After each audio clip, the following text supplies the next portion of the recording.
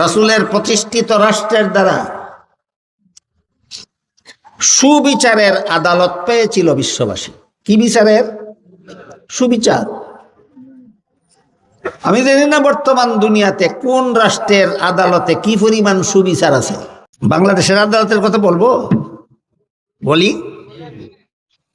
বাংলাদেশের আদালতে পাকিস্তানি বুথ আদালতের গারজোয়ার, পাকিস্তানি আদালতের বুথ বাংলাদেশি আদালতের গারজোয়ার। বুথটা কি? বুথ হইল